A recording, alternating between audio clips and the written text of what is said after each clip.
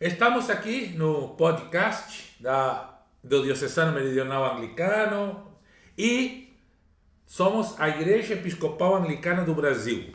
E isso traz uma série de dúvidas. O que é ser episcopal? O que é ser anglicana? Muitas pessoas andam perguntando por aí. Além do mais, a igreja, em sua versão mundial, se chama Comunhão Anglicana. Tem 42 províncias em mais de 170 países e ainda um assento nas Nações Unidas. Então, tudo isso gera um monte de perguntas e temos conosco aqui a Vivian, ou Vivi, como a gente gosta de chamar, da Comissão de Planejamento Pastoral e Missão, da Coordenação da Juventude da Diocese Meridional, que justamente teve a ideia, ela e a postulante Paula, de trazer essa pergunta para a gente. Fazer podcast com essas perguntas que vão surgindo no cotidiano. Mas, antes de continuarmos, lembra que você pode se inscrever neste canal, tem que assinar, tem as notificações lá, aquele sininho, para saber quando surge um novo. Tem que também colocar o like, joinha, o curtir, né? E principalmente se manifestar nos comentários, porque aí podem surgir novas perguntas e novos assuntos para nosso podcast, que já tem um projeto nesse podcast de hoje, que depois a Vivi no final vai contar para nós. Sejam todos então bem-vindos. Que Deus, nosso Pai materno, Jesus, a palavra feita gente, a Divina Ruá, Espírito da missão e da luta, esteja com você neste dia e todos os dias.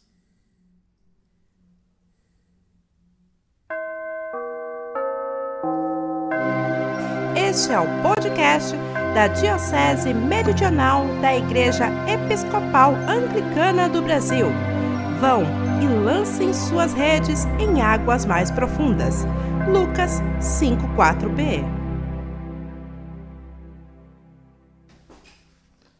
Eu vou olhar para ti. E aí, Vivi, se apresenta para nós, então, já meio que te apresentei, mas se apresenta para nós e qual é a tua proposta aí? Oi pessoal, eu sou a Vivian, faço parte da coordenação da União da Juventude Anglicana do Brasil.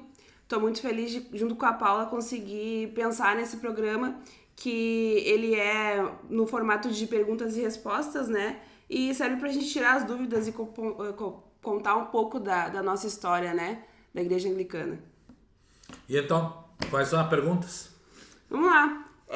Quando a gente diz que é anglicano, né? Quando a pessoa pergunta que religião que tu é, a gente fala que é anglicano. A primeira coisa que a pessoa pergunta é: Angli o quê? O que é? O que é essa palavra anglicana, né? Então vamos começar por aí. Nossa primeira pergunta é: de onde vem o nome episcopal anglicano? O que significa ser episcopal anglicano? Então, eu vou começar pelo que tu falou, né? Nossa religião não é episcopal anglicana. Sim. Nós somos cristãos. Sim. E cristãs. Então, essa é a primeira questão. Temos que distinguir religião de denominação dentro do mundo religioso cristão. Então, há um cristianismo só, e há muitas chamadas denominações, igrejas, né, que se organizam de diferentes formas. Dentro desse universo está o que se chamou a Igreja Anglicana. Anglicana, a palavra originária em latim significa Igreja da Inglaterra. Né? Uhum. Então surge essa denominação quando as igrejas das Ilhas Britânicas, que tinha várias, né, unificadas pela Inglaterra, em Cantuária, ou Canterbury, em inglês, né, foram juntadas através de um emissário do Papa Gregório Grande. Um Papa, né, Gregório Grande, foi um grande unificador da igreja, colocou celibato obrigatório na Igreja Católica Romana, fez várias reformas, era um monge também, né, e mandou Agostinho, que também era um monge.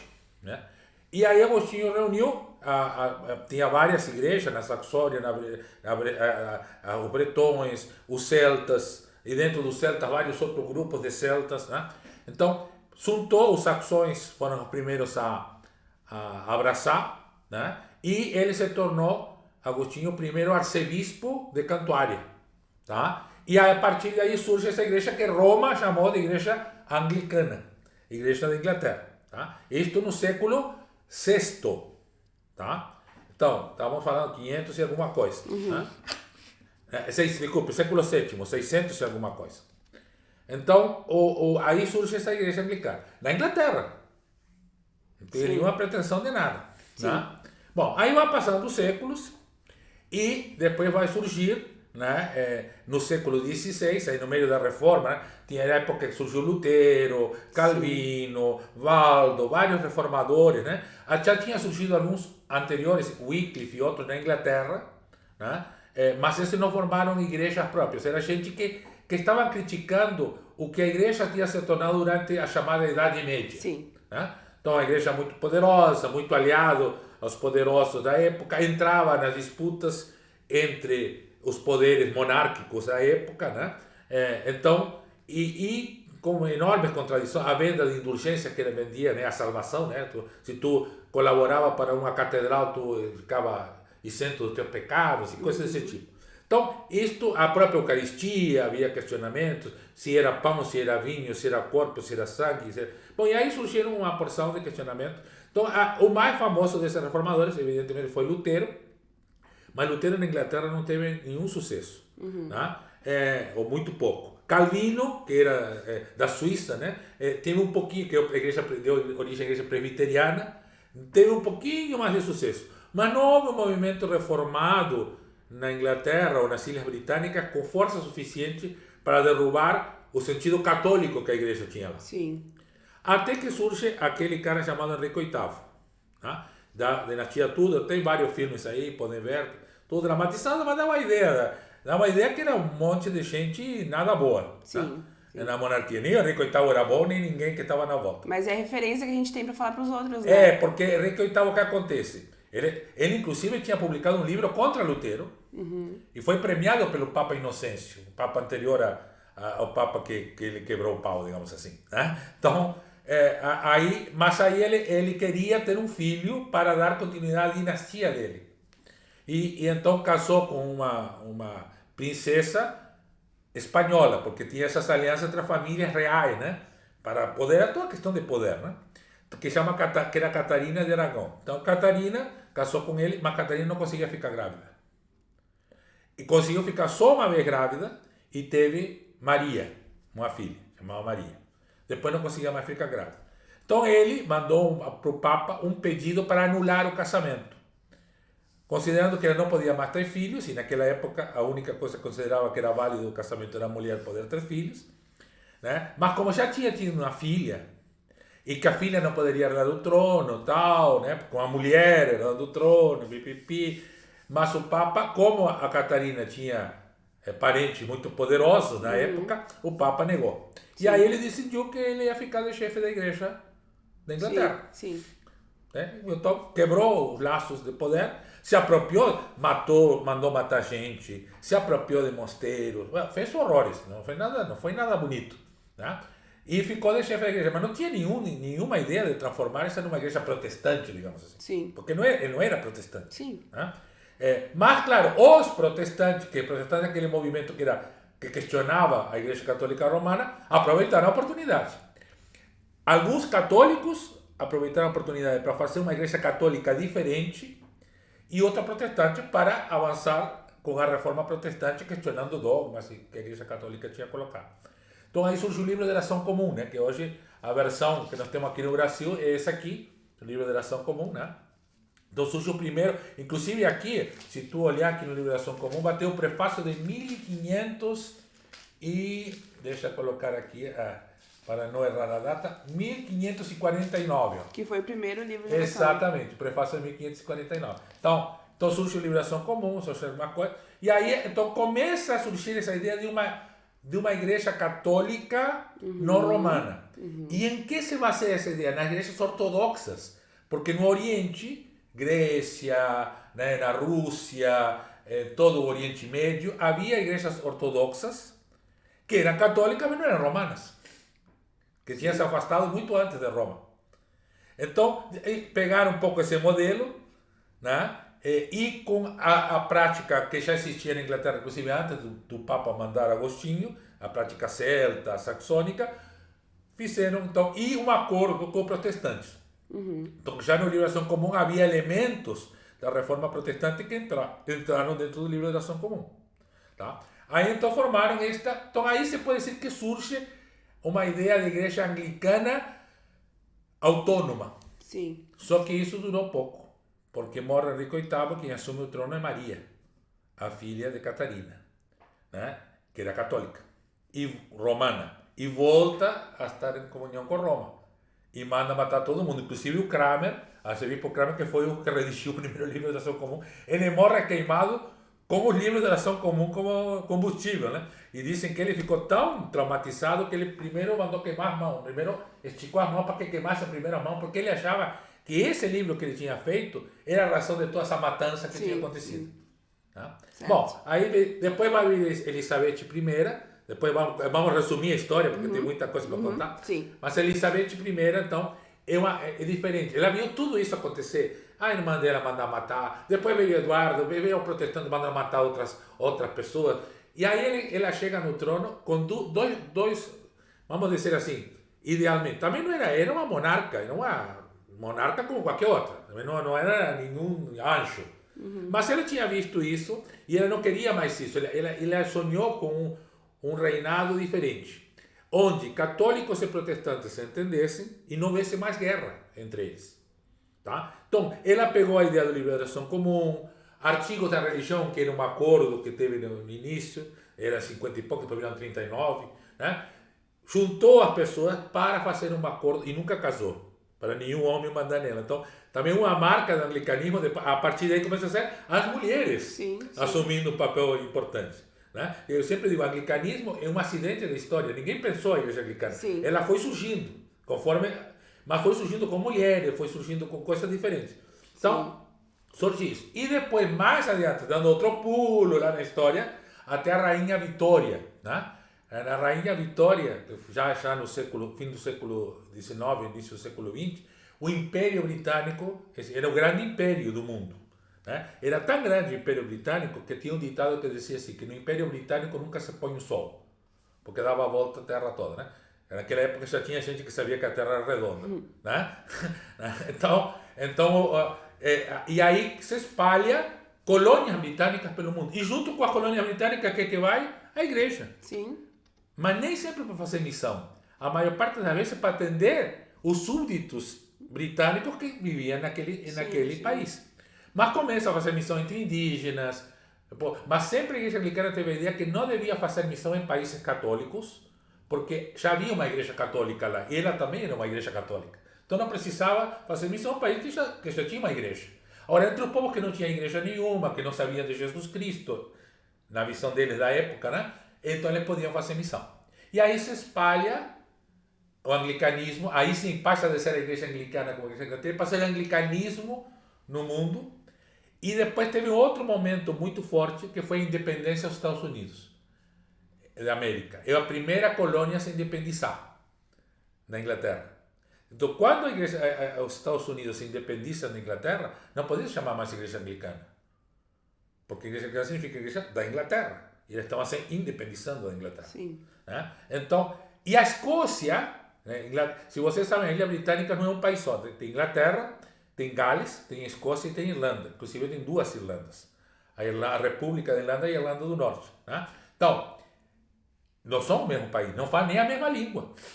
Escocês tem sua língua, o galês tem sua língua, os irlandeses têm sua língua. Né? Que não é inglês, que é a língua que acabou prevalecendo porque os ingleses dominaram toda a região. Tá? Então, a Escócia já chamava a igreja de Igreja Episcopal da Escócia. Porque não podia chamar anglicana porque era da Inglaterra. Então, pegaram o nome da Escócia, os bispos da Escócia foram para os Estados Unidos para consagrar os primeiros bispos, e aí passou a se chamar, veja o nome que teve nos Estados Unidos, Igreja Protestante Episcopal dos Estados Unidos. Então, lá sim, a ideia protestante tinha uma força muito mais forte. Certo. Mas ainda era católica, porque tinha toda a estrutura católica, não deixou de ser anglicana. Nesse meio tempo se separam os irmãos Wesley, que eram clérigos da igreja, formam a igreja metodista, que surge dentro da igreja anglicana. Né? E aí começam a surgir outras igrejas autônomas em outros países. Até que um dia percebem que a igreja anglicana não é mais a igreja da Inglaterra, mas é um conjunto de igrejas, né, como eu dizia no início, 42 províncias autônomas, e começa a surgir como manter essa unidade. Então, o arcebispo de Cantuária é o primeiro a chamar todo mundo à conferência de Lambeth, que depois não vamos falar o que é, né? E depois começam a surgir outros mecanismos para manter a unidade nessa igreja, que é anglicana, mas que não é uma igreja só. E os outros lugares, outros países também, cada um tem um nome ou todos eles são Exatamente. anglicanos? Cada província das 42 tem seu próprio nome, tá? Por exemplo, o nome que eu acho mais engraçado, que me desculpe meus irmãos portugueses, mas é da Igreja de Portugal, né? A Igreja de Portugal se chama Igreja Católica Apostólica Evangélica Lusitana. Então não tem nem o nome anglicano, Sim. nem episcopal. Vários é Católica nomes explicando. Apostólica Evangélica Lusitana. Mas é a mesma igreja? Então, o que acontece? A igreja lusitana surgiu independente da comunhão anglicana. Surgiu como uma igreja de Portugal. Entendi. De gente católicos que fizeram um processo semelhante que foi feito na Inglaterra. E depois de um tempo, disseram, bom, mas vamos nos unir a quem? Vamos unir a igreja anglicana, por quê? Porque, como é uma comunhão de província autônoma, não tem problema. A Espanha teve o mesmo processo. E por que no Brasil a gente mantém nome anglicano?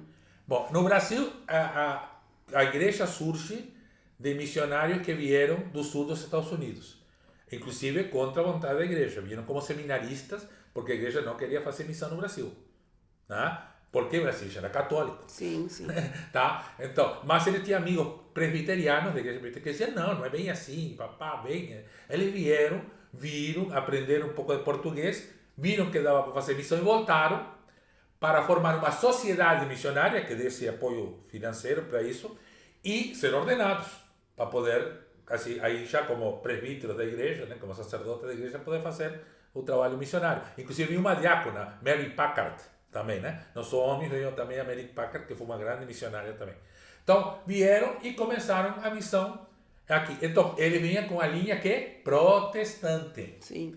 Então, a igreja aqui, o primeiro nome que teve a igreja no Brasil era Igreja Protestante Episcopal dos Estados Unidos, no sul do Brasil.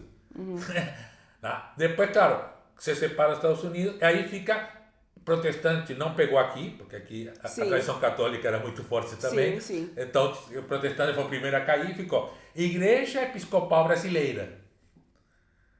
Mas a anglicana não, porque vinha dos Estados Unidos, não tinha nenhuma conexão com a Inglaterra. Sim. Mas aí o pessoal começou a viajar para a Inglaterra e viu que não, mas nós somos parte da comunhão anglicana.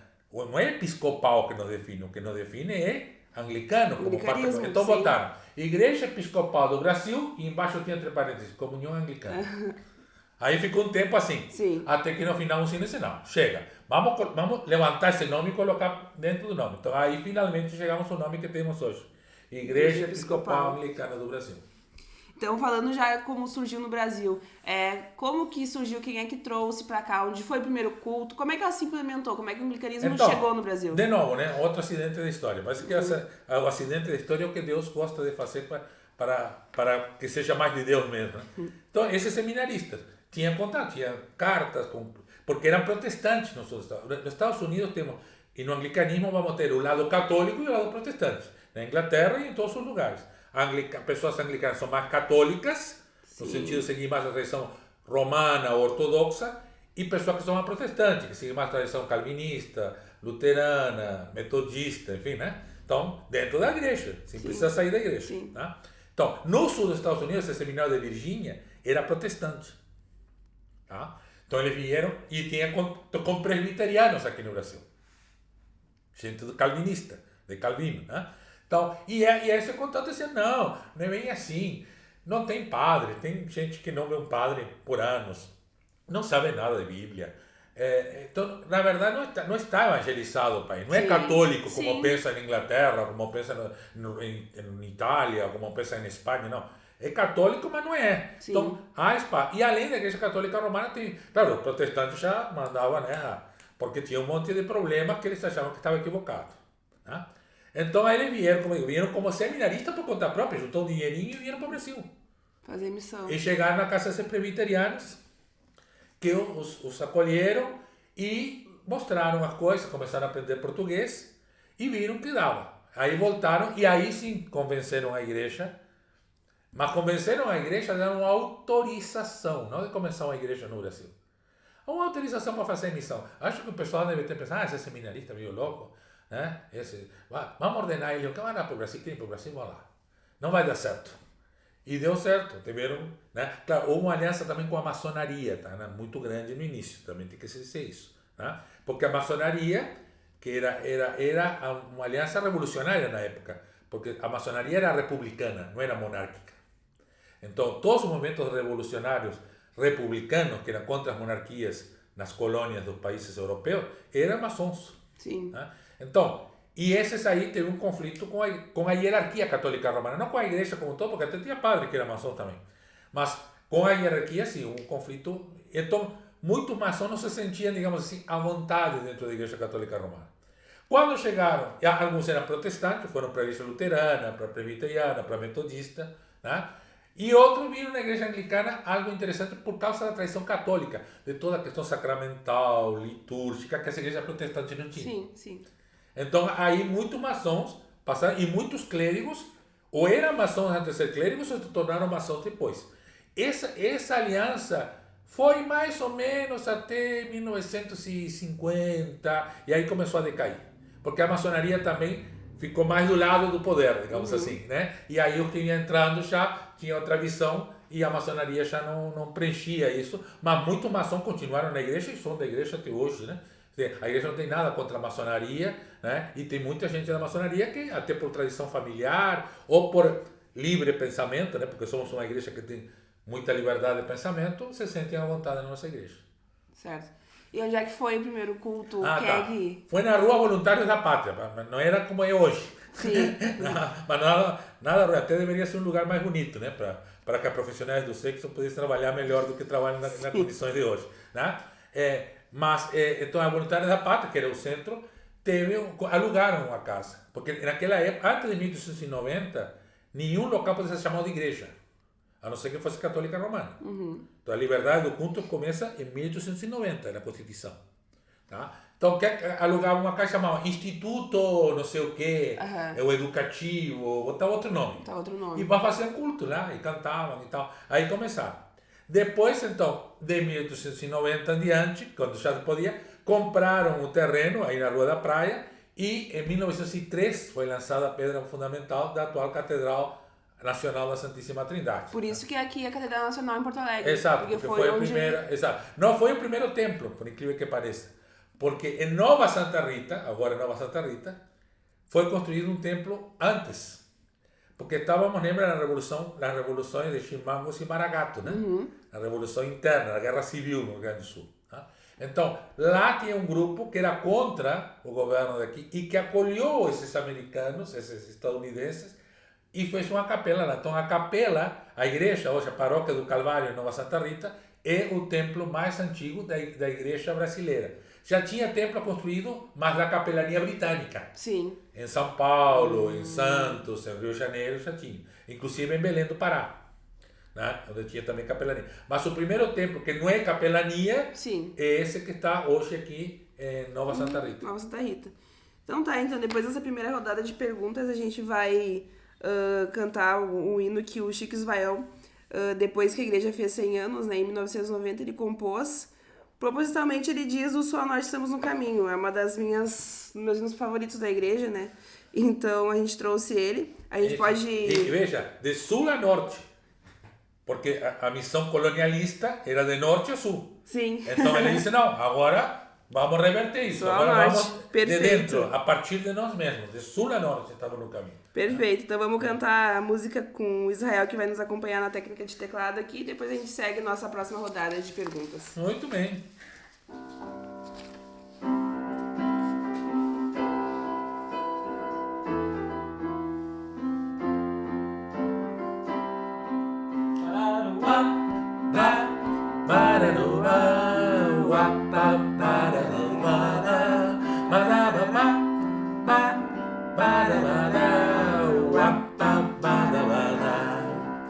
De sul ao norte estamos no caminho, celebrando a vida, partilhando o pão.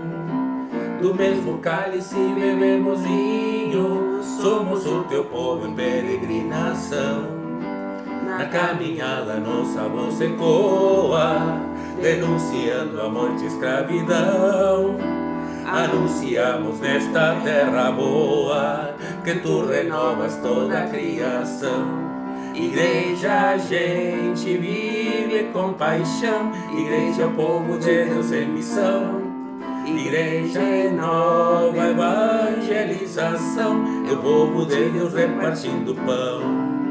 Igreja, gente vive com paixão. Igreja, o povo de Deus em missão. Igreja é nova evangelização. E o povo de Deus repartindo pão.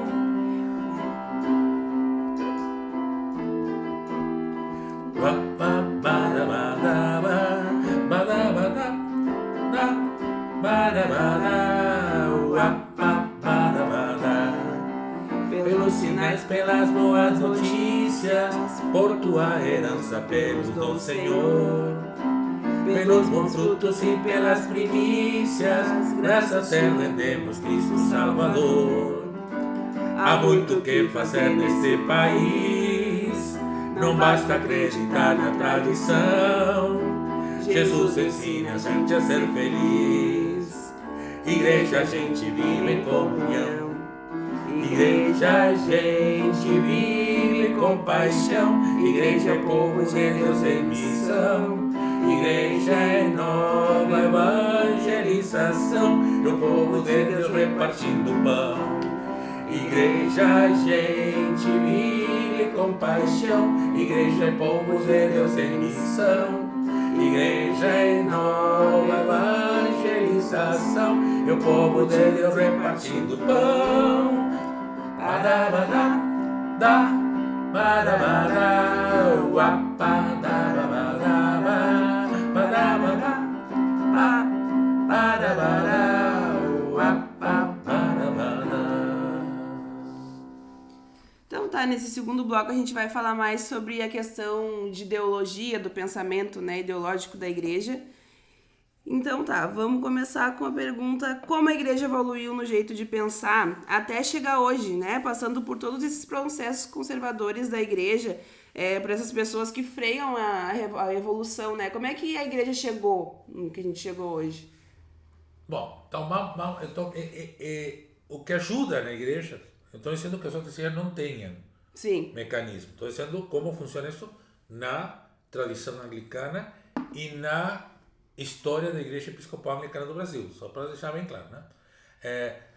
Então, nós somos uma igreja que já vem da diversidade, da pluralidade, né? Temos protestantes e católicos. E teve tensões, não foi a coisa tranquila, né? Nos anos 50 teve a chamada Revolução Católica, quando os episcopais anglicanos aqui, as episcopais anglicanas do Brasil, descobriram que a igreja era católica.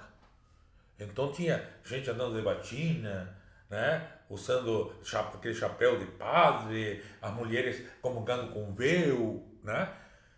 E essa chamada Revolução Católica foi avançando e tinha paróquias que não tinha nem vela no altar. Porque toda essa questão da vela, o sacrário, o incenso, era coisa de católico. Então os protestantes evitavam isso, né? Então não tinha comunidade que não tinha velas. E o sacrário é aquela caixinha onde se guarda o sacramento reservado. Isso é uma questão bem católica. Sim. Por quê? Primeiro, porque para o protestante, o pão é pão e o vinho é vinho.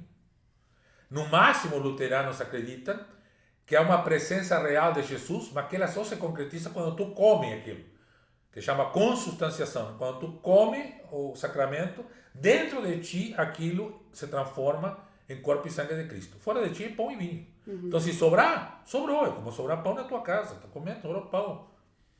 Pode ir no lixo, espero que não, porque é comida, mas se jogasse no lixo, não está jogando o corpo de Cristo no lixo, nem nada. Né? E não, aí, no católico, isso não. No momento que tu consagrou, já é o corpo e sangue de Cristo. Né? E o problema é que o católico romano queria mostrar que era o corpo e sangue de Cristo, mas se tu quebrar, continua sendo pão e vinho.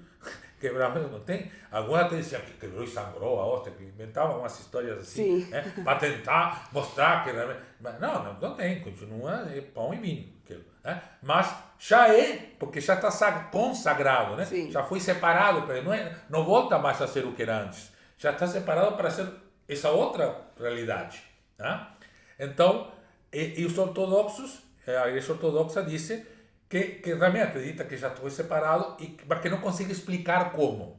E a igreja anglicana, de novo, pegou a tradição ortodoxa e disse, não, também a gente não consegue explicar como, mas já são corpo e sangue de Cristo, já está separado para isso, não pode ser usado para outra coisa. Então, ou tu consome tudo, come tudo, ou tu tem que guardar em um lugar especial. E se já estão separados, podem ser levados a uma pessoa que não estava aí na comunidade e que não podia comungar. Então, mesmo que não seja a pessoa autorizada a consagrar, que como na Igreja Católica Romana são só as pessoas que têm o sacerdócio, né? Presbíteros ou presbíteras, né? Que podem consagrar, qualquer outra pessoa autorizada pela Igreja, ministro leigo, ministra leiga, pode levar essa comunhão a uma pessoa em outro lugar, porque já está separada para ser o corpo e sangue de Cristo. Então, esse lugar é para guardar. O protestante, essa é uma caixinha para o protestante. Para o protestante anglicano, estou falando, porque para o protestante nem essa caixinha não podia ter. Né? Mas para o protestante mais de pensamento mais reformado, é uma caixinha para guardar para quando alguém coma. Sim. E para o católico, não. Está aí o corpo e sangue de Cristo. Então chega lá, faz o sinal da cruz, reza olhando lá para o sacrário, né? Porque lá está a presença de Cristo. E tudo isso é livre dentro da igreja. Então já tinha todas essas diversidades. Nossa Senhora, né? A Virgem Maria. Havia toda uma diversidade também de possibilidades. Então podia acreditar a Nossa Senhora como católico romano. Sim. E ninguém ia te expulsar da igreja. Só não podia colocar a Nossa Senhora dentro da igreja. Sim. Porque havia pessoas que podiam se ofender.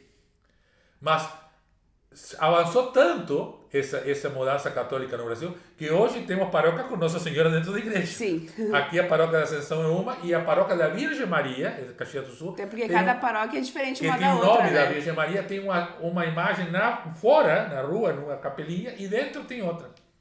Né? Além de ícones, né? Que são tipo aquelas imagens assim que isso tem em muitos outros lugares. Né? Então, toda essa diversidade já depois vem o divórcio. Né? Bom, depois de tudo, quem provocou essa divisão foi o divórcio. Né? Sim. Então, e aí será que Henrique VIII foi para o inferno? Eu acho que por causa do divórcio não, por outras razões pode ter ido. Né? Mas, e o divórcio? Então, aí como lidar com o divórcio? Porque no Evangelho está bem, no Evangelho lido como lei, está bem claro que não é problema se divorciar, o problema é casar de novo. Então, até poderia se divorciar, mas não pode mais casar de novo. Tu pode casar só uma vez com uma pessoa. Né?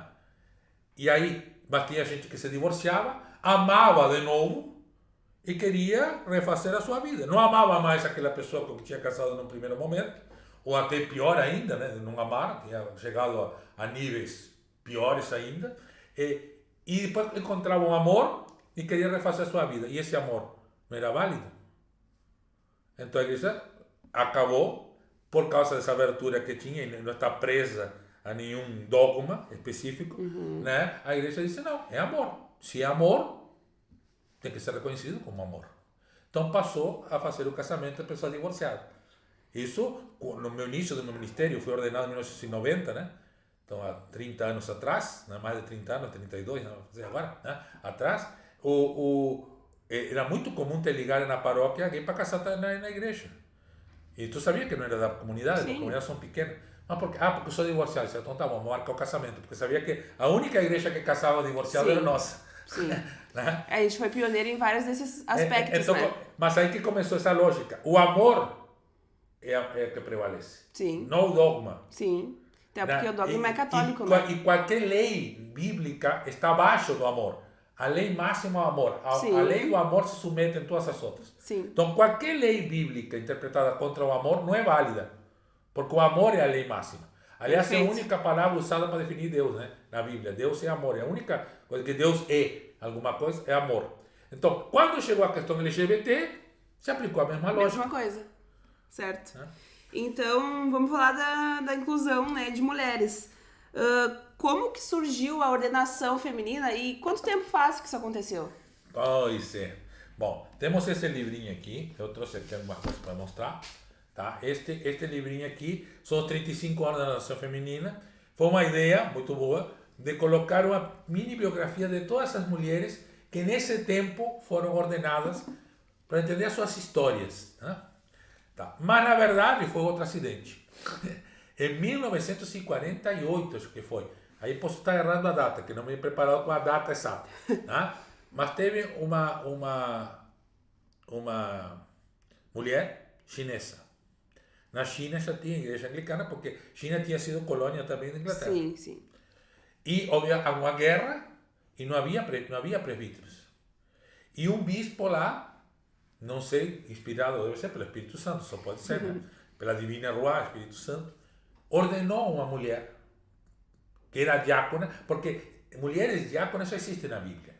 Sim. Tá? Isto é realmente puro patriarcado e teimosia patriarcal de não querer, porque claro, no momento que são diáconas já entra para dentro do ministério ordenado, aí isso é um perigo, né? Tu abriu a porta para as mulheres, aí ele vai querer passar para a sala, para a cozinha, né? para o dormitório, né? Não vai ficar aí na porta, né? Então não queria ordenar diácona, ou inventaram uma coisa como a igreja luterana, que eram diaconistas, que não são diáconas, que não eram ordenadas, coisa assim, né? Isso a reverenda Carmen falou no outro podcast sobre isso. Sim. Então não queriam ordenar diácono, mas ela foi ordenada diácono e aí o bispo ordenou presbítera.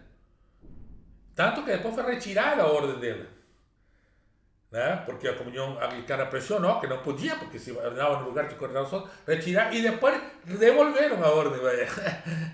E aí então isso provocou toda a discussão sobre a questão de por que a mulher não pode ser presbítera.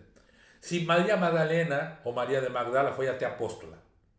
E aí surgiram, aí vem os biblistas, que eu sou biblista, né? Pessoas que se especializam em estudo da Bíblia, na teologia, que é a mistura da Bíblia com a filosofia, com a história, mostrando que não havia razões para não ordenar mulheres. E as mulheres com seu movimento, que sabem fazer muito bem, porque na verdade as mulheres sempre sustentaram a igreja. Sim. As mulheres eram a maior parte da igreja e as sustentadoras da igreja. Então, sempre estiveram lá. Só não deixavam entrar na hierarquia, no poder. Porque aí teve o patriarcado, o machismo, que é justamente isso. Os homens no poder, a mulher no serviço. Né? Então, aí foram lutando.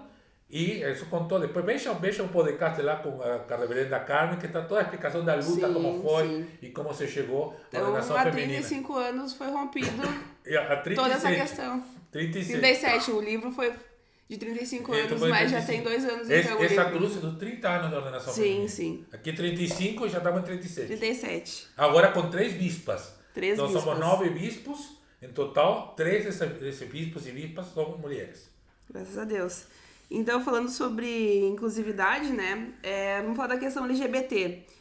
Quando é que começou a ser falado e como é que é a aceitação dessa questão dentro da nossa igreja e também pela comunidade ecumênica, né? Falando da parte de dentro e a parte de fora também. Bom, esse outro livrinho aqui, tá? Você pode procurar na internet depois, tá? Que tem justamente... Como é que é o nome do livro? Gênero, Sexualidades e Direitos. Uma cartinha, do Serviço Anglicano de Diaconia e Desenvolvimento, que conta toda essa história, desde Na verdade, claro, pessoas LGBTQIA+, sempre existiram. Então, a primeira coisa que você diz, não é questão de igreja, é questão humana. O ser humano é diverso, desde a sua criação, da sua origem, sei lá, de onde começou, né? Sempre foi, tá? E a evolução humana é uma evolução para a diversidade, ou seja, na medida que vamos evoluindo, nos tornamos mais diversos, não menos diversos. Sim.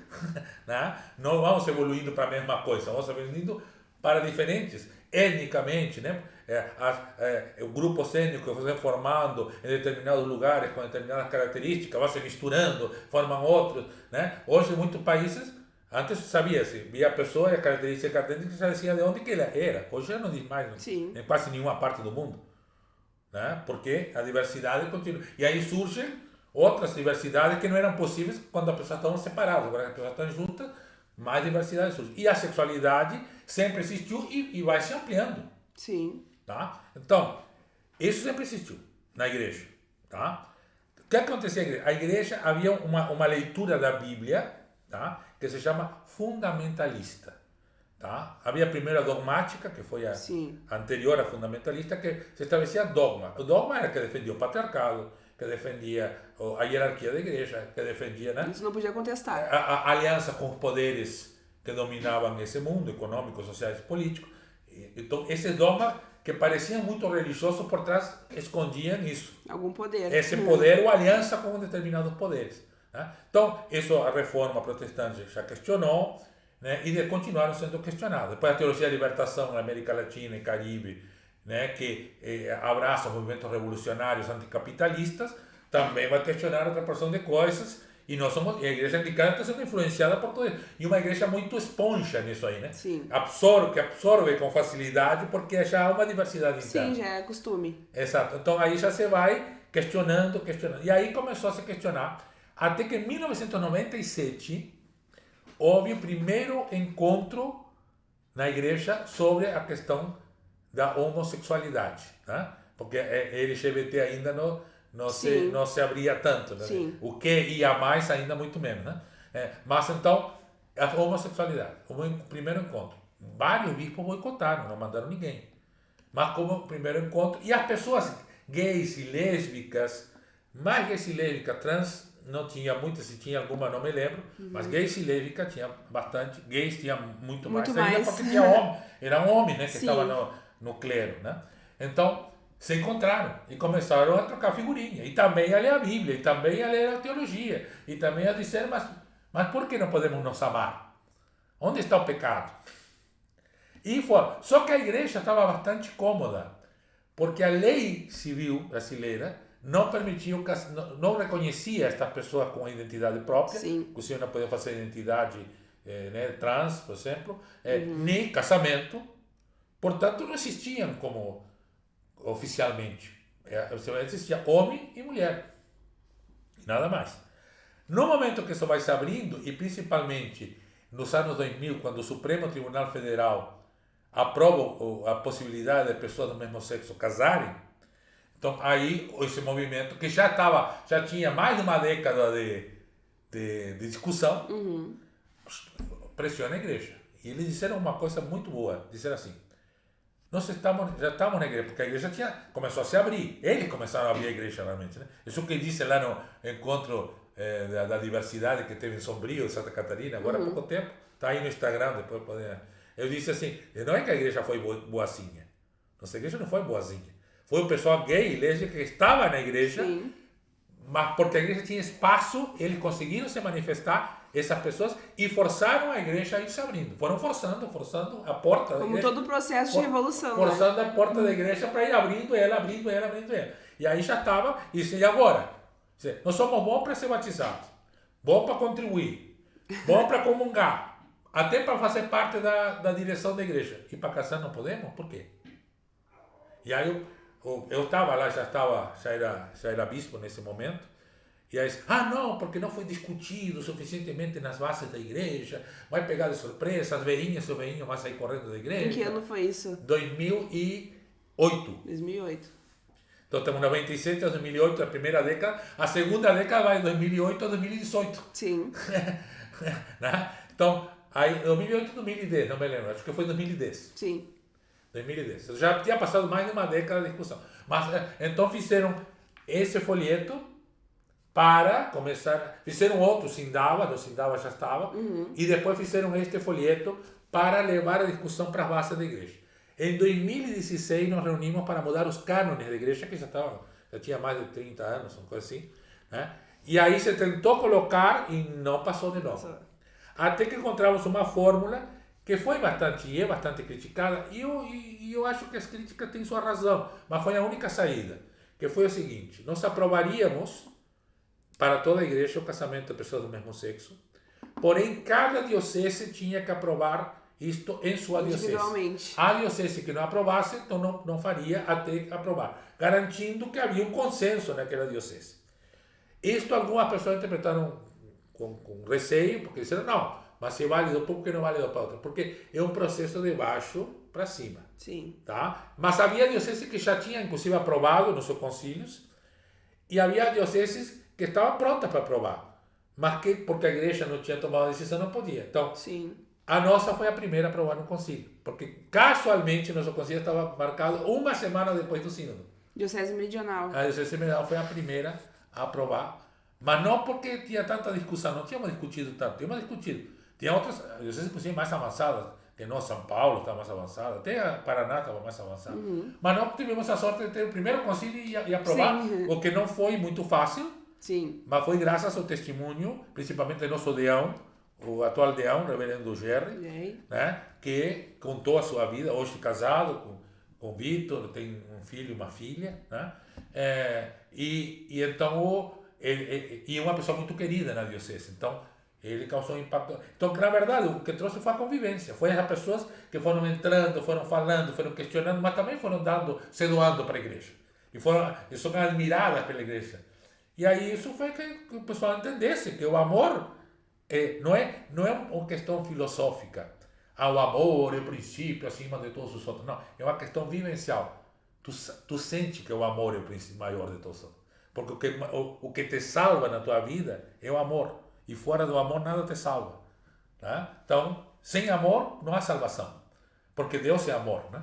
Então é por aí que a gente foi caminhando, mas ainda temos muito a avançar, porque isto foi só a abertura, digamos assim. Sim. Mas a casa ainda continua sendo heteronormativa, patriarcal, sim, racista. Sim. Ou seja, há espaços da casa que precisamos modificar. Não é a mesma casa. Não vai entrar gente nova na mesma casa. Não vou ter que reformar essa casa. Com certeza. Para tornar mais ampla, mais arejada, né? Mais bonita. Né? Então, isso ainda é uma tarefa que vai levar muito tempo. Como é que o senhor sente essa aceitação da questão LGBT na comunidade ecumênica? Assim, a gente tem contato com outras igrejas e às vezes a gente acaba rompendo, né? Por conta disso. Tá muito difícil. É muito difícil mesmo. Porque, é assim, como eu digo, nossa igreja tem essas características. Né? Na Igreja Católica Romana, por exemplo, há movimentos LGBTs que ia mais grandíssimos. Sim. De gente muito famosa, inclusive no YouTube, tem vários representantes.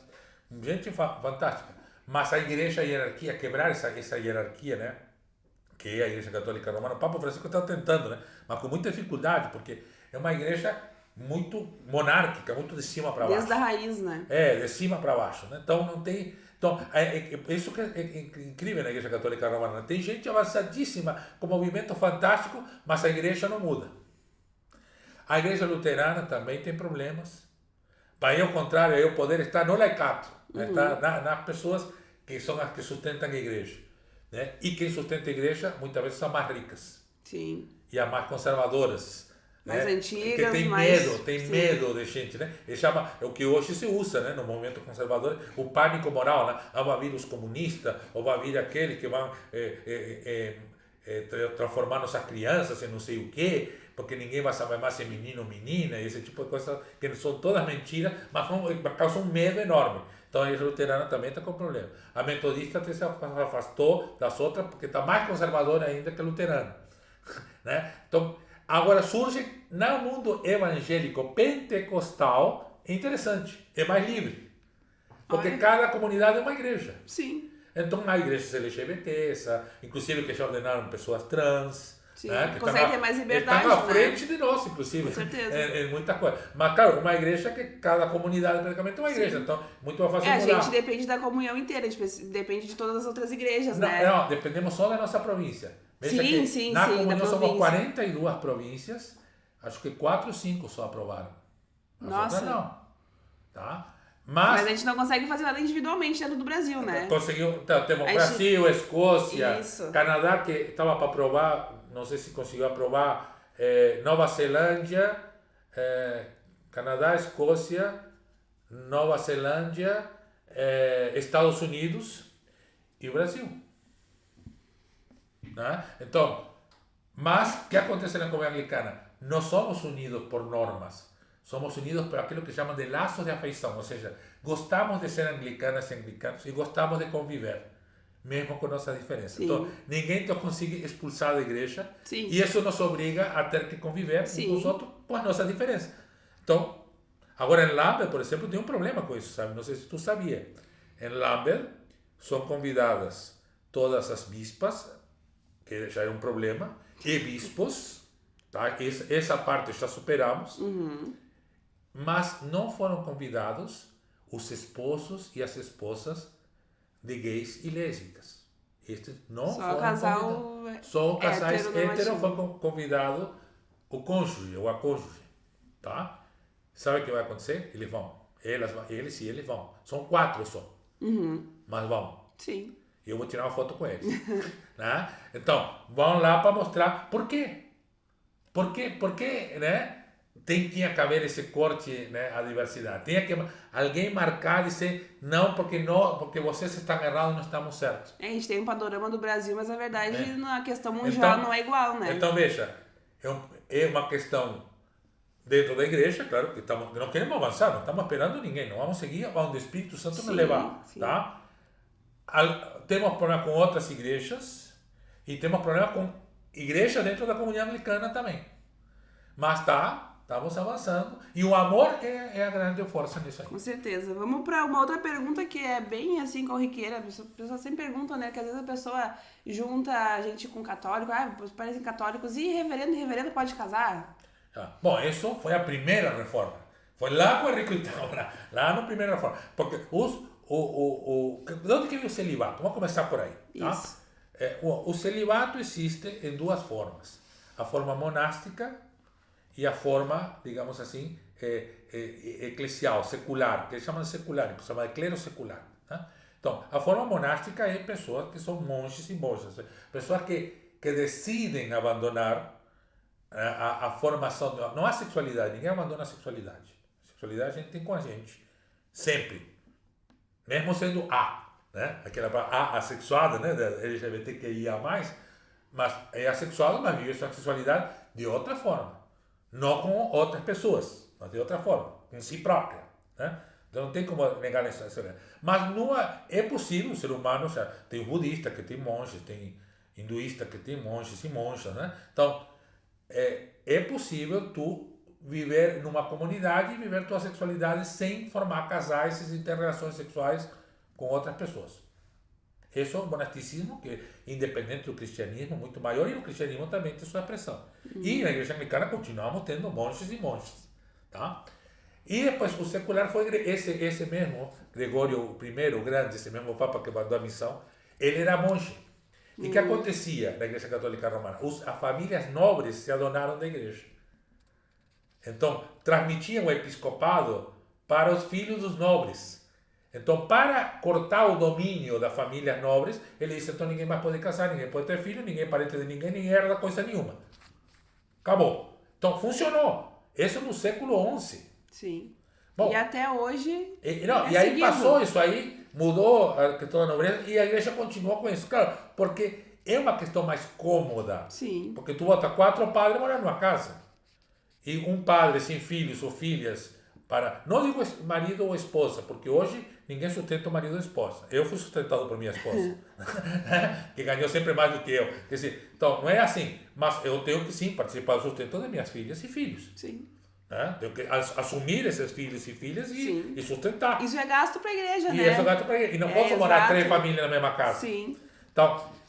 Então, mas o protestantismo, a primeira coisa que derrubou foi isso. Até porque já havia, já havia deformações disso aí, porque a sexualidade não podia ser negada. Sim. Já havia problema. Que depois, uma coisa que não faz muito sentido. O último problema que levantou foi a questão da pedofilia e outros problemas, que são problemas de negação de sexualidade que depois estouram de outra forma. Não de todo mundo, nem a maioria, mas estouram.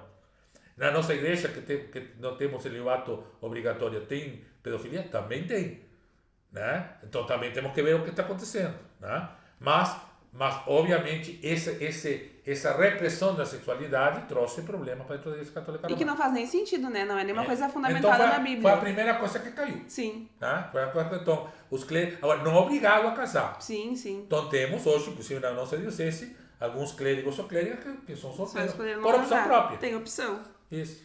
E então, pode dizer pra gente qual é a porcentagem assim, de mulheres ordenadas, tanto bispas quanto reverendas, pra gente saber um parâmetro entre reverendos e reverendas, e bispos e bispas? Isso está mudando todo mês, todo ano, porque é ordenado mais uma mulher, mais um homem, mas hoje o cálculo que estão fazendo é que 42% das pessoas que estão no clero são mulheres. E temos então, 3 bispas nós também. aproximando aos 50% e as bispas já são 33,333% dos bispos em atividade. Claro, se contou os aposentados, tem mais homens, porque só tinha bispo homem. E a tendência é que próximas eleições tragam mais mulheres para a Câmara Episcopal. Então, há 37 anos, a primeira mulher foi ordenada como reverenda e como bispa faz quanto tempo? Foi a bispa Marinês, que foi a 2017? 2017, exatamente. 17? Veio do Pará, a gente teve lá. 2017, exatamente. Perfeito.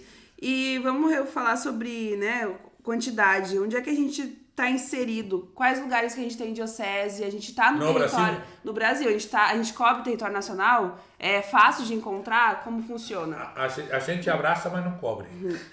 Né? O que quer dizer? A Igreja Episcopal é a Igreja Anglicana do Brasil. Então, já no nome, ela abraçou o desafio de ser uma igreja em todo o Brasil. Não é em outro país, só no Brasil. Mas em todo o Brasil. Sim. E o Brasil é um continente. Né? Os Brasis, que chama, né? Não existe um Brasil, existe Brasis, né? Diferente. Bom, então começou a gaúcha aqui, né?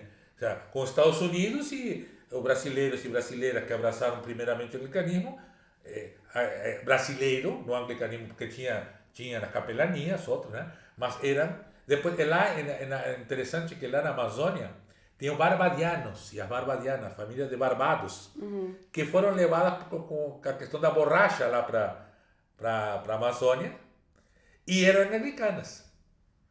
E depois vieram japoneses. Da colônia japonesa, veio a colônia japonesa, que agora estão fazendo 200 anos, o próximo Sementes, que o nosso devocionário vai lembrar disso, que vieram, então, e eram anglicanas, vieram com seus próprios sacerdotes. Então, começaram a ocupar os litorais, né? O Rio Grande do Sul, muito fortemente, porque começou aí a missão com mais força, se estendeu um pouco para Santa Catarina, depois, ainda estava Santa Catarina, né? Uma terra de missão da maioria luterana, por exemplo, que não é católico romano, mas luterano, tá? Então, Paraná, porque eu sou japonês, São Paulo, Paraná, a colônia japonesa impulsionou, junto com algumas capelanias, então cresceu. Rio de Janeiro também tinha capelania e também impulsionou, né? Belém do Pará, porque tinha aquela capela, inclusive tínhamos uma igreja em Manaus que ainda não recuperamos de volta, que está lá, né? Então, e daí começa a se espalhar para dentro, e aí começa para dentro, digo, para o centro do Brasil, né? E aí surge a capital, Brasília. E quando surgiu a capital, conseguimos, por causa do conhecimento de alguns clérigos da época, um terreno para construir a nossa igreja. Então temos a Catedral de Brasília, né? Lá em Brasília, então surge a Diocese Anglicana de Brasília, né? Depois vai surgir a de Recife, que se desdobra do Rio de Janeiro. Aqui no Rio Grande do Sul surgimos primeiro duas dioceses, a de Santa Maria, que é a sul-ocidental, e a de Porto Alegre, que é a meridional. Mas depois surge a diocese de Pelotas, que se desdobra da meridional. Então, hoje em dia somos 9 dioceses. A única que está num único estado é a de Pelotas, porque a meridional e a sul-ocidental tem também Santa Catarina, dividimos Santa Catarina no meio. A do Paraná, não, a do Paraná também tem um único estado, a diocese do Paraná tem um único estado, São Paulo também tem um único estado. Depois vem a do Rio de Janeiro, que pega Minas Gerais, Espírito Santo e Rio de Janeiro.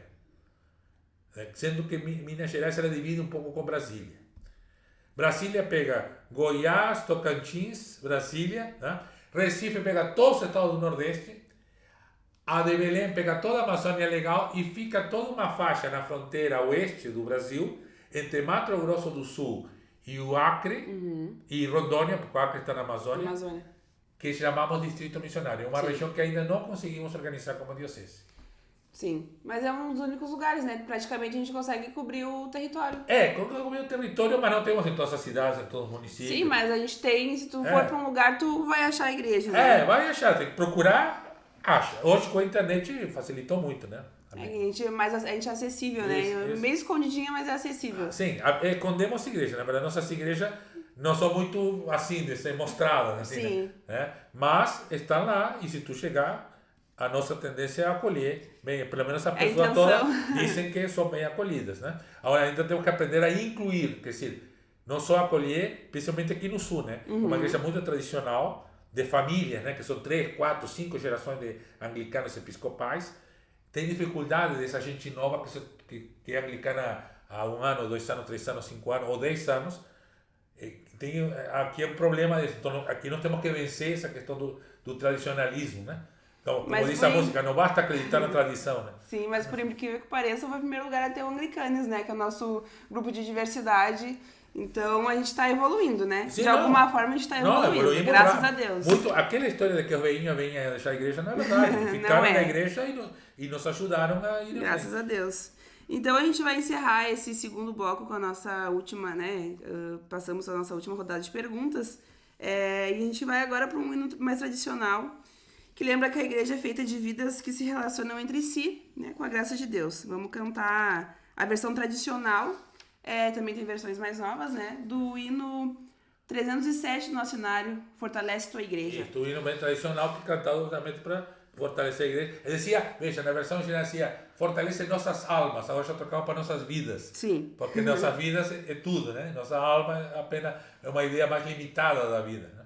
Então vamos primeiro no teclado, depois vamos colocar um violão para botar um ritmo mais cantar aberto. as duas formas. Isso.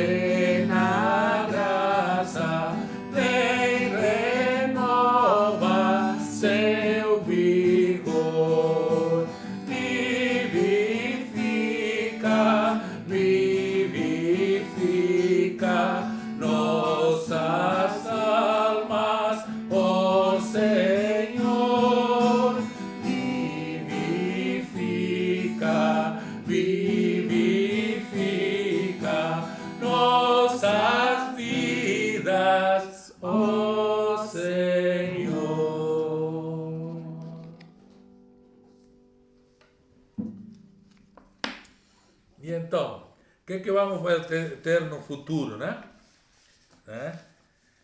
Chegamos ao nosso bloco final, né? Será que conseguimos avançar, ajudar nas dúvidas de muitas pessoas, né, sobre a Igreja Episcopal Anglicana do Brasil? É uma pergunta, né? Na segunda-feira, agora, dia 25, estou indo para Lambda, então, para essa conferência, né? Onde o lema é Igreja de Deus para o Mundo de Deus, né? Tem vários... A ideia, antes tinha resoluções de Lambda, agora são chamados. Que chamado de Deus a igreja reunida através dos bispos e bispas está sentindo?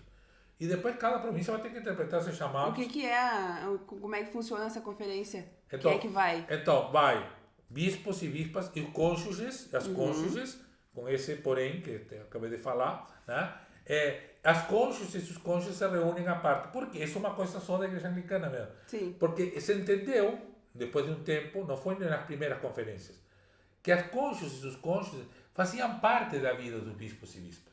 Eles não são bispos ou bispas, mas são parte dos bispos e das bispas. Então, se essas pessoas se entenderem e ajudarem a refletir junto a missão da igreja, vão poder ajudar os bispos e as bispas a liderar essa igreja. Então, por isso, vão e se reúnem e fazem paralelamente com o episcopado, a vezes até junto, alguma reflexão. Né? E aí, então, temos chamados a evangelização, vamos ter vários chamados. A questão do meio ambiente e da ecologia é um tema central, né? Porque o planeta está morrendo, o aquecimento global está aí. Agora até me mandaram um WhatsApp que dizia assim, o Reino Unido virou um inferno por causa da temperatura. Estamos indo para o inferno, então. né? Estamos indo para lá, né? O aquecimento global está chegando nos que mais promoveram o aquecimento global, né? Então, bom, está na hora então quem sabe, esse que são mais poderosos, que tem mais dinheiro no mundo capitalista que a gente vive, de ajudar a parar isso, né? Se bem que eu acho que enquanto o sistema continuar o mesmo, vai ser difícil de parar. Mas já há um chamado de atenção. Vamos ver, tomar uma reunião, vamos conversar. Então, vamos ter boletins pelo WhatsApp diários, essa não é a ideia, né? E quando esteja o próximo, porque este podcast que estamos fazendo vai ao ar no dia 28, né? Estamos no dia 28 de julho. Eu estou já lá em Londres, na Inglaterra, com a minha esposa Thaís, né? E os outros bispos e bispas. O outro, que é cada 15 dias, vai ser no dia 11 de agosto. E já depois na tua proposta vai corresponder a uma outra deste aqui. Então, quem sabe aí já 11 de agosto, 2 dias depois, já podemos falar um pouquinho mais sobre o que aconteceu. Exatamente, quando voltar a gente pode conversar sobre. Deixa nos comentários. Atenção, comentário, precisamos para nos ajudar nisso aí. Vamos lá, então, né? As perguntas que a gente fez hoje, elas dão início no caminho do programa, que a ideia é ser um programa que vai meio que responder as perguntas básicas que todo anglicano recebe, ou às vezes tem na própria cabeça, né? Que às vezes a gente nasce anglicano e só vai continuando, não se questiona muito, às vezes a gente tem até vergonha de perguntar alguma coisa sobre a história. Por experiência própria, né? Tá falando, né? Experiência própria, gente, falando experiência própria. Nasci anglicano e tem várias coisas que eu não sei, né? A gente tenta procurar, mas às vezes é só com a experiência de pessoas mais antigas que a gente consegue, não é no Wikipedia, né? E nem todo mundo mais antigo sabe de todas essas questões. Porque tem também... gente leiga que só sabe da vida naquela paróquia. Exatamente, é isso que a gente fala, a pessoa tá na paróquia, às vezes não sabe sobre a história fora do Brasil, não sabe sobre a questão LGBT. Então a nossa ideia é assim, cada encontro vai ser mensal, né? O nosso programa começa hoje, vai ser mensal. Cada programa a gente vai ter um tema. Vamos falar, por exemplo, sobre história da Igreja Nacional e Internacional, sobre ordenação feminina, sobre política, sobre LGBT, sobre aborto, sobre liturgia, sobre coisas que a gente tem de dúvida realmente. É um programa para responder as dúvidas de pessoas anglicanas, de nascimento, pessoas novas que são anglicanas, pessoas que perguntam sobre anglicanismo. E tem curiosidade, né? Curiosidade, muita gente pergunta muita coisa que, né, que é importante realmente. E então, assim, a gente pede para que as pessoas que nos ouvem ou que nos assistem no Facebook, que é pelo Facebook da Diocese Meridional, no YouTube, mesma coisa, no Spotify, Diocesano e Meridional Anglicano, né, que a gente vocês vão conseguir ouvir não só esse programa, mas todos os podcasts, então a gente pede que se inscrevam, que curtam e que também botem, né, perguntas nos comentários, que é isso que vai movimentar o programa, né? O programa ele é feito de perguntas e respostas sobre coisas cotidianas do anglicano, então a gente pede que perguntem tudo o que quiserem, não precisa ter vergonha de perguntar alguma coisa besta, pergunta porque a gente, né, vai sempre ter uma resposta. Hoje é o Bispo Humberto, né, outro dia pode ser outra pessoa que também seja capacitada para responder. Sim, então tá mudando, porque, por exemplo, vocês, o podcast que temos feito até agora, eu sou apresentador, mas agora não, ó, tá chegando gente nova para apresentar, então...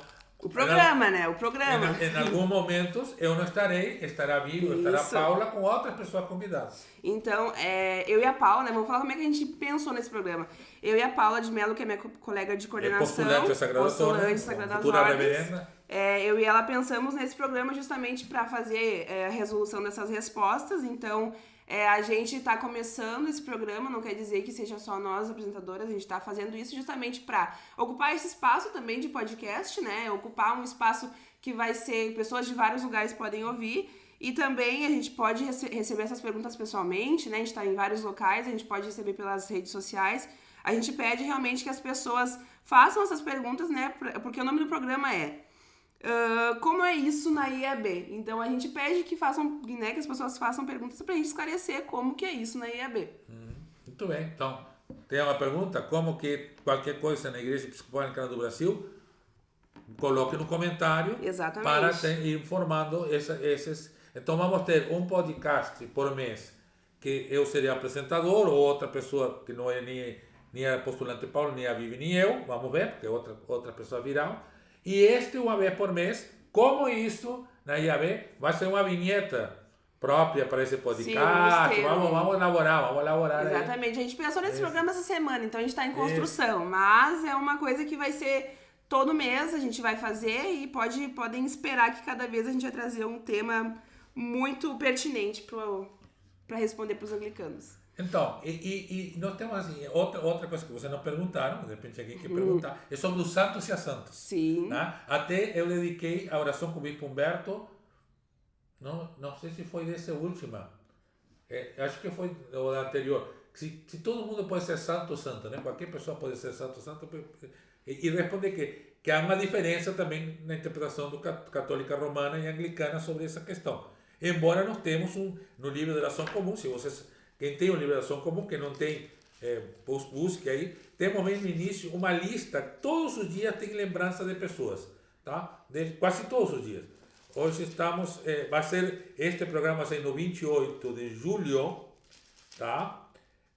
28 de julho, não tem no 27 tem William Red Huntington, sacerdote, propositor do quadrilátero de Lambert, que é outra coisa que você pode perguntar. E no 29, Marta, Maria e Lázaro. A família de pessoas que não eram casadas, né? 3 irmãos, 2 irmãs e um irmão, sustentados. Então, nós temos exemplos de fé aqui, e um dos exemplos de fé que temos em comum com a Igreja Católica Romana é São Francisco de Assis. Inclusive, temos uma terceira sociedade de São Francisco, uma terceira ordem franciscana na Igreja do Brasil e em vários outros lugares. E aí vem aquela música que todo mundo conhece, né? Faz um instrumento de tua paz. Mas tem a versão católica romana, nós temos uma versão anglicana de muito tempo, feita por Sebastian Tempel, e que Maria Helena Gastal, viúva do falecido bispo Gastal, né, ela a traduziu e fez um arranjo, né, e nós vamos cantar agora para encerrar esse podcast. Faz um instrumento de tua paz, né, que este programa que a Vivi, a Paula está propondo seja instrumento da paz, Amém. assim como um podcast como um todo, e todos e todas nós, você que está nos assistindo, nos ouvindo, seja instrumento da paz.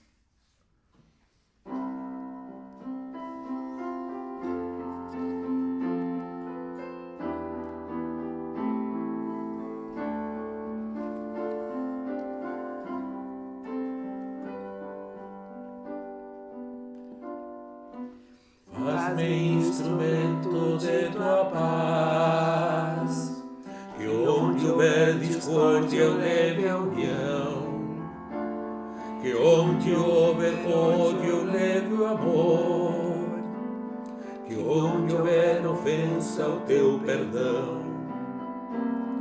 O mestre que eu procure mais consolar que ser consolada, compreender que ser compreendida, amar que ser amada. Faz-me instrumento de tua paz, que onde houver trevas eu leve a luz, que eu leve a esperança que nos dás e a alegria que há em ti, Jesus.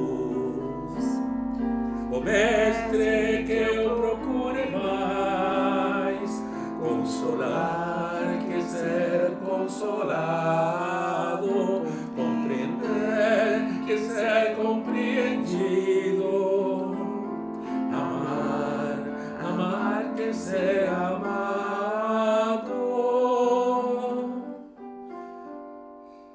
Faz-me instrumento de tua paz, perdoando como tu nos das perdão, morrendo é que voltamos a nascer, pois só tu nos das ressurreição. Ó mestre que eu procure mais consolar que ser consolada, compreender que ser compreendida, amar que ser amada.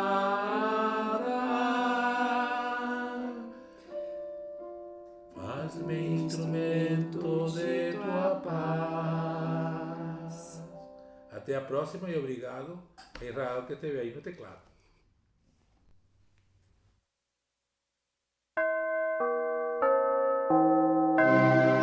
Este é o podcast da Diocese Meridional da Igreja Episcopal Anglicana do Brasil. Vão e lancem suas redes em águas mais profundas.